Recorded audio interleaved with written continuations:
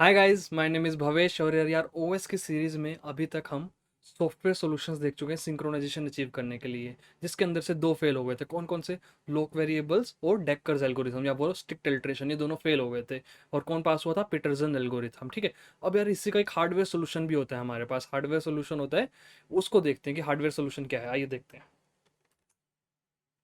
तो यार hardware solution में जैसे कि हमारी लोक वेरिएबल के अंदर हमारे पास क्या था, लोक वेरिएबल में हमारे पास लोक होता था। लोक क्या बोलता था कि अगर जीरो है तो सी एस एस फ्री है, सी एस फ्री है, क्रिटिकल सेक्शन फ्री है, और वन है तो सी एस बिजी है। ठीक है। सिमिलरली हमारे पास यहाँ पर होता है फ्लैग। हमारे पास क्या होता है? फ्लैग। फ्लैग अगर जीरो है, फ्लैग अगर जीरो है इसका मतलब सी एस इज फ्री, और वन है तो सी एस इज बिजी। ठीक है। तो हमेशा सिमिलरली ऐसा होता है। बट एक हमारे पास यहाँ पर होता है TSL register flag. TSL register flag, TSL register flag बोलते हैं इसे। क्या करता है ये?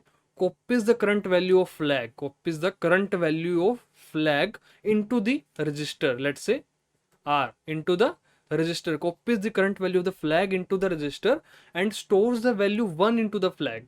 फ्लैग को क्या कर देता है? वन कर देता है इन सिंगल एटॉमिक साइकिल, एक सिंगल एटॉमिक साइकिल में बिना प्रेम्पशन हुए। मतलब कि इसमें यार प्रेम्पशन नहीं कर सकते हम बीच में, ये दोनों काम एक साथ करता है, मतलब कि एक के साथ करेगा।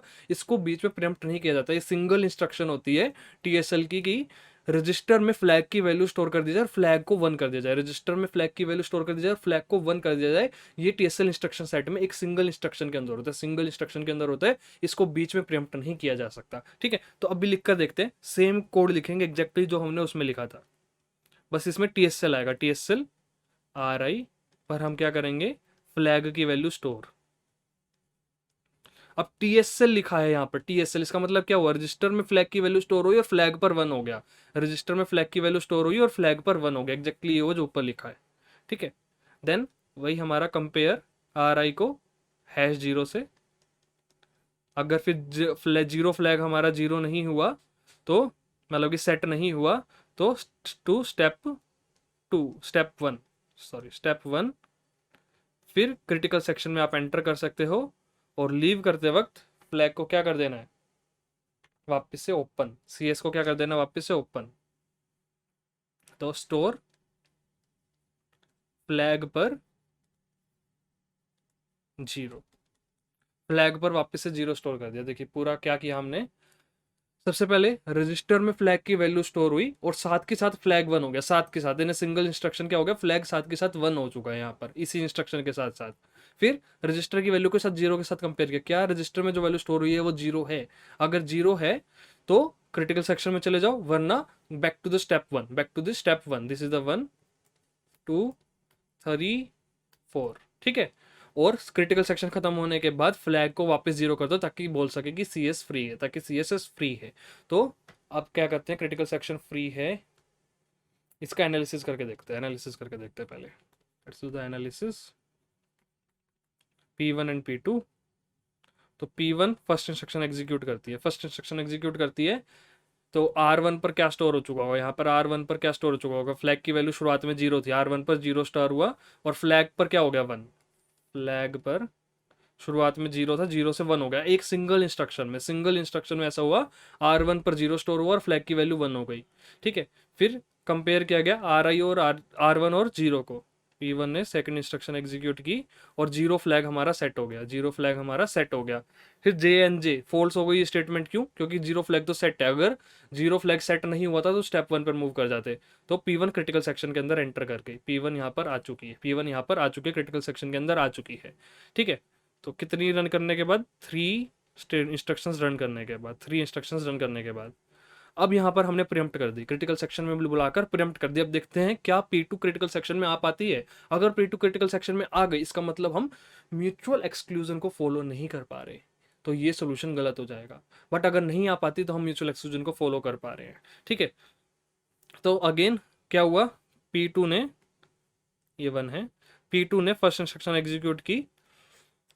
R2 पर फ्लैग की वैल्यू यानी कि वन, फ्लैग की वैल्यू कितनी है? वन, वन स्टोर हुई, वन स्टोर हुई और फ्लैग को वापस वन कर दिया। फ्लैग को हमेशा वन ही करेगा, ये फ्लैग को वन ही करेगा, जीरो नहीं करने वाला।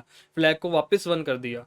अब कंपेयर की गई R2 की वैल्यू जीरो के साथ, तो भैया ये तो जीरो नहीं है, तो जीरो फ्लैग सेट नहीं हुआ, जीरो फ्लैग सेट नहीं हुआ, जीरो फ्लैग सेट नहीं हुआ। JNJ to step one, jump to step one, तो वापस हम स्टेप वन पर मूव कर गए, P2 वापस स्टेप वन पर मूव कर गई, P2 एंटर नहीं कर पाई। P2 ने सेकंड भी की, थर्ड भी की, बट एंटर नहीं कर पाई, ट्रू होने की वजह से वापस स्टेप वन पर मूव कर गई, वापस स्टेप वन पर मूव कर गई।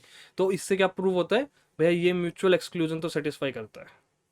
ये वाला हमारा सोल्यूशन म्यूचुअल एक्सक्लूजन को तो सेटिस्फाई करता है, म्यूचुअल एक्सक्लूजन को तो सेटिस्फाई करता है।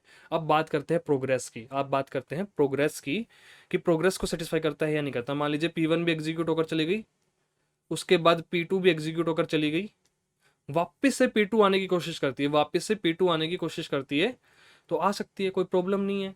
फ्लैग जीरो होगा हमारा, करके देख लेते हैं, फ्लैग वापस से हमारा जीरो होगा, तो P2 रन होनी शुरू हुई, R2 पर जीरो स्टोर हुआ, कंपेरिजन हुआ, जीरो फ्लैग सेट हो गया, JNJ ये फॉल्स हो गई स्टेटमेंट, तो क्रिटिकल सेक्शन में हमारी P2 एंटर कर गई। तो प्रोग्रेसिव भी है, प्रोग्रेस में कोई प्रॉब्लम नहीं है। अगर कोई प्रोसेस किसी टाइम पर क्रिटिकल सेक्शन में आना चाहती है और क्रिटिकल सेक्शन फ्री है, तो उसे किसी भी कंडीशन में हम डिनाई नहीं कर रहे हैं, तो प्रोग्रेस भी सेटिस्फाइड है,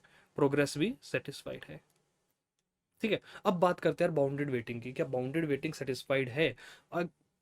आगे जाने से पहले मैं ये एक चीज नोटिस करवा देता हूं आपको, कि अगर कोई प्रोसेस क्रिटिकल सेक्शन में होती है, तो जो दूसरी प्रोसेस होती है वो 1 2 3 पर बार बार घूमती रहती है, 1 2 3 पर बार बार घूमती रहती है, चेक करने के लिए 1 2 3 इंस्ट्रक्शंस पर बार बार घूमती रहती है, ठीक है। तो आइए देखते हैं। तो अब हमें ये पता चल गया कि 1 2 3 पर घूमती जाती है। मान लीजिए हम राउंड रोबिन को फॉलो कर रहे हैं, राउंड रोबिन हमें पता है कि थोड़े टाइम के लिए प्रोसेस चलती है, फिर प्रिम्प्ट होती है, फिर दूसरी का नंबर आता है, थोड़े टाइम के लिए चलती है, फिर दूसरी का नंबर आता है, ठीक है। अब यार बहुत सारी प्रोसेसेस है, मैं कह रहा हूँ इनमें से कोई एक ऐसी लक्की प्रोसेस हो सकती है, कि यार वो एग्जीक्यूट होने के लिए आई, उसने देखा कि CS BG है, और वो उन तीन इंस्ट्रक्शंस में राउंड अप करने लगी, ठीक है। 1 2 3 पर घूमे जा रही है, 1 2 3, फिर 1 2 3, ठीक है। बट जैसे ही उसका क्रिटिकल सेक्शन में जाने का टाइम आया, राउंड रोबिन ने उठाकर उसको प्रेम्प्ट कर दिया, ठीक है। फिर किसी और प्रोसेस ने क्रिटिकल सेक्शन को बिजी कर दिया, पहले P1 ने कर रखा था मान लो, फिर P2 ने क्रिटिकल सेक्शन को बिजी कर दिया, ठीक है। फिर से क्या कहते हैं, ये प्रोसेस आती है हमारी, लेट्स से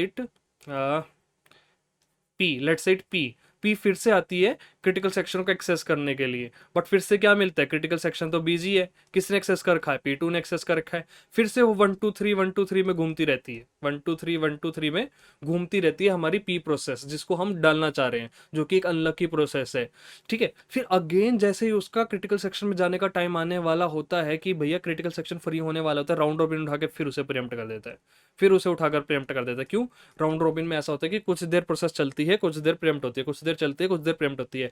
वो अपना चलने वाला समय हमेशा 1 2 3 में ही गुजार देती है, ऐसी कोई अनलकी प्रोसेस हो सकती है। इसका मतलब वो क्या कर रही है, इंडेफिनेट वेट कर रही है। तो इसलिए मैं कह रहा हूं कि भैया बाउंडेड वेटिंग सेटिस्फाइड नहीं है राउंड रोबिन के केस में, बाउंडेड वेटेड सेटिस्फाइंग नहीं है। क्यों, हो सकता है कि ऐसी अनलकी प्रोसेस हो कोई ना कोई, जो क्रिटिकल सेक्शन को हमेशा क्रिटिकल सेक्शन बिजी हो उस वक्त पर तो आए, और जैसे ही क्रिटिकल सेक्शन फ्री हो उस वक्त पर प्रियम्प्ट हो जाए, क्रिटिकल सेक्शन बिजी हो उस वक्त पर तो आए, क्रिटिकल सेक्शन फ्री हो प्रियम्प्ट हो जाए। तो ऐसी अनलकी प्रोसेस हो सकती है, इसलिए उसको बाउंडेड वेटिंग, ठीक है। बाउंडेड वेटिंग हमेशा हमें ऐसा केस ढूंढना होता है जिसके अंदर ये केस फेल हो सके। अगर एक भी जगह हम फेल कर पाते हैं, तो हम उस सोल्यूशन को गलत प्रूव कर सकते हैं, ठीक है। तो हमने बाउंडेड वेटिंग के लिए सोल्यूशन को गलत प्रूव कर दिया, ठीक है। अब यार इसी लाइंस को जो मैंने बोला है उनको एक बार दोहराते हैं, और इनको एक वर्ड बोलते हैं, वो देखते हैं क्या है।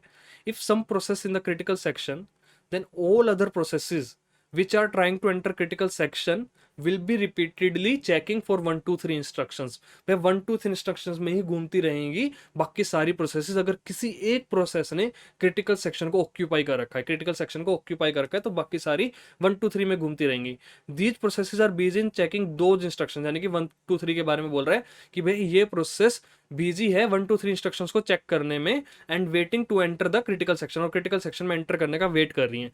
बट ये क्या कर रही है भाई, सीपीयू साइकिल को वेस्ट कर रही हैं। They are wasting the CPU cycles. 1 2 3 पे घूमना क्या है, सीपीयू साइकिल्स को वेस्ट कर रही है, टाइम को वेस्ट कर रही है। इस चीज को हम कहते हैं this is called busy waiting, कि भैया बिजी वेटिंग कर रही है। This is called busy waiting, कि रिपीटेडली 1 2 3 इंस्ट्रक्शन पर घूम रही है और सीपीयू साइकिल्स को वेस्ट कर रही है, टाइम को वेस्ट कर रही है। सीपीयू साइकिल की जगह हम टाइम भी बोल सकते हैं कि यार टाइम वेस्ट कर रही है, सीपीयू का टाइम वेस्ट कर रही है, ठीक है। बिजी वेटिंग को ही हम स्पिन लॉक भी बोलते हैं। बिजी वेटिंग को ही कहीं कहीं पूछ रह जाता है स्पिन लॉक। बिजी वेटिंग आप सबको पता होगा, बट एकदम से बोलते थे स्पिन लॉक, ठीक है। बिजी वेटिंग को ही हम स्पिन लॉक भी बोलते हैं। अगर आगे अगर हमें बिजी वेटिंग को अवॉइड करना है तो हम सेमाफोर्स यूज करेंगे। आगे हम सेमाफोर्स लर्न करने वाले हैं, और अगर हमें बिजी वेटिंग को अवॉइड करना है तो हम सेमाफोर्स को पढ़ेंगे, ठीक है। तो यार ये था हमारा टीएसएल। टीएसएल एक हार्डवेयर होता है, ठीक है, हार्डवेयर होता है। काम क्या है इसका, फ्लैग की वैल्यू को रजिस्टर में स्टोर करना और फ्लैग को 1 कर देना सिंगल एटॉमिक साइकिल के अंदर। सिंगल एटॉमिक साइकिल के अंदर बीच में प्रीएम्पशन नहीं लगा सकते। तो ये कुछ कुछ लोक वेरिएबल जैसा है। लोक वेरिएबल तो म्यूचुअल एग्जीक्यूशन पे ही फेल हो गया था। रीजन क्या था कि हम फ्लैग को खुद से सेट करते थे, अलग इंस्ट्रक्शन थी, फ्लैग को 1 करने की अलग से इंस्ट्रक्शन थी, इसलिए फेल हो गया था। बट ये कहां पर जाकर फेल होता है, बाउंडेड वेटिंग में जाकर फेल हो जाता है। म्यूचुअल एक्सक्लूजन और प्रोग्रेस को सेटिस्फाई कर जाता है, ठीक है। आई होप यार ये टीएसएल समझ में आया होगा, ठीक है। ये हार्डवेयर सोल्यूशन एक ही है। नेक्स्ट हम सेमाफोर्स के बारे में ही पढ़ेंगे। Thank you.